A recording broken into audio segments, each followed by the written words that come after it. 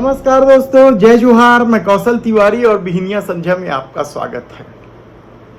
Exit poll ने जाने 2024 के लोकसभा चुनाव का कल मतदान खत्म हुआ और उसके साथ ही एग्जिट पोल शुरू हो गया।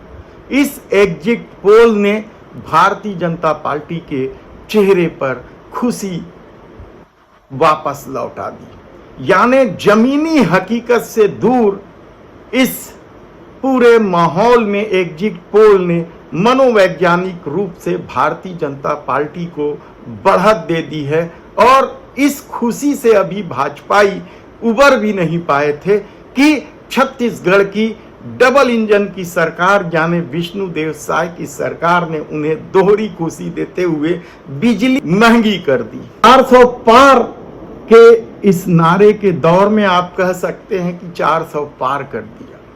इस भीषण गर्मी में लोग मजबूर हैं बिजली के आसरे जीने के लिए। ऐसी परिस्थिति में जब बिजली की खपत सबसे ज्यादा है दिन में ही, खासकर मिडिल क्लास और गरीब क्लास के लोग तो इन्हीं बिजली के भरोसे ही इस भीषण गर्मी से अपने को बचा रहे हैं या अपना जीवन बचा रहे हैं। वह बिजली छत्तीसगढ़ सरकार ने अचानक कल बढ़ा दी। नियामक आयोग का यह निर्णय है।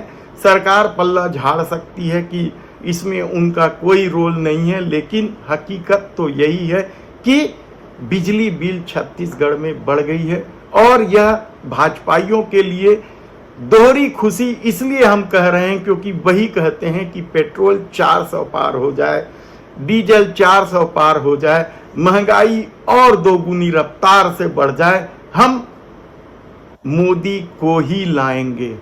और इसी पूरे घटनाक्रम में कल एग्जिट पोल ने जिस तरीके से जमीनी हकीकत से दूर बहुत सारी गड़बड़ियां हैं।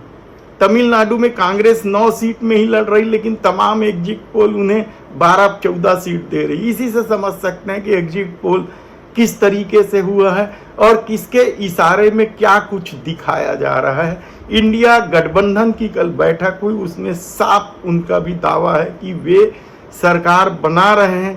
वहां बकायदा मिठाइयां तक बांटी। तब ऐसी परिस्थिति में छत्तीसगढ़ में क्या बिजली महंगी होनी चाहिए थी? सवाल ये नहीं है।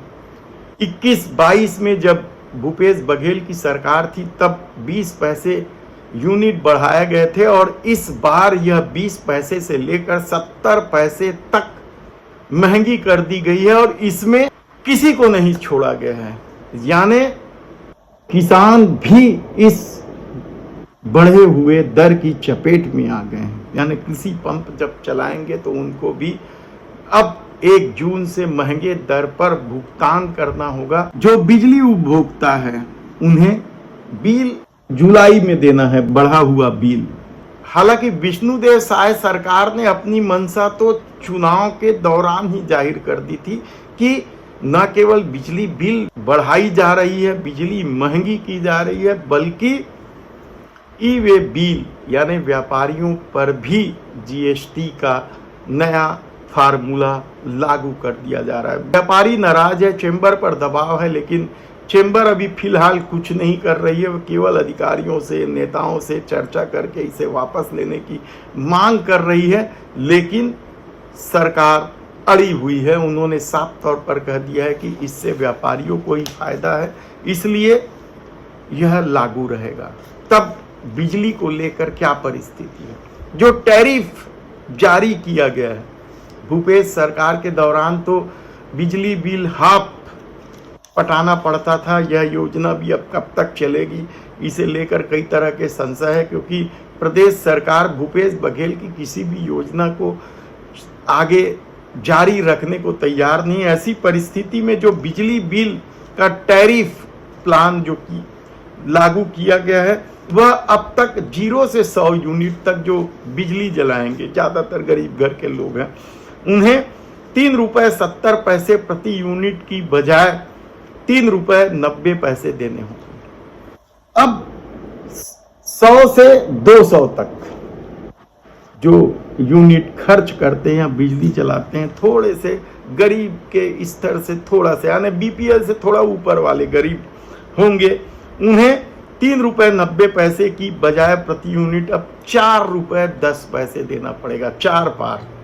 और जो मिडिल क्लास है, जो 201 से 400 यूनिट और 401 से 600 यूनिट, जो मिडिल क्लास ज़्यादातर इसी तरह की बिजली जलाते हैं, इतने ही यूनिट बिजली जलाते हैं, उन्हें अब 400 से 600 वाले को 6.50 रुपये की दर पर बिल का भुगतान करना पड़ेगा, तो 600 यूनिट से ज़्यादा वाले को 8.10 रुपये प्रति यूनिट की दर से भुगतान करना होगा। है ना दोहरी खुशी, क्योंकि वे तो कहते ही हैं कि महंगाई बढ़ जाए, पेट्रोल 400 पार हो जाए, 500 हो जाए, कोई फर्क नहीं पड़ता। और एग्जिट पोल वालों ने तो मोदी की सरकार ला ही दी है।